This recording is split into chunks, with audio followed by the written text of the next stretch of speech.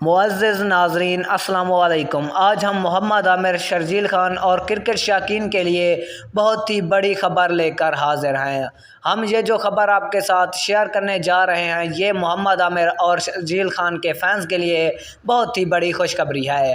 آئیے ناظرین آپ کو آج کی سب سے بڑی اور اہم بریکنگ نیوز سے آگاہ کرتے ہیں، لیکن ناظرین ویڈیو میں آگے بڑھنے سے قبل آپ تمام دوستوں سے گزارش ہے کہ اگر آپ نے ابھی تک بھی ہماری ویڈیو کو لائک اور ہمارے چینل کو سبسکرائب نہیں کیا ہے تو جلدی سے کر دیں اور بیل آئیکن کو بھی انیبل کر دیں تاکہ ہماری ہر آنے والی ویڈیو آپ کو وقت پر اور بآسانی ملتی رہے۔ ناظرین آج chairman P C B Ramiz راجہ نے بڑا فیصلہ سنا دیا ہے۔ چیئرمین پی سی بی نے کانفرنس کرتے ہوئے یہ فیصلہ کیا ہے کہ محمد عامر اور شرجیل خان کو پاکستانی ٹیم میں واپس شامل کیا جائے۔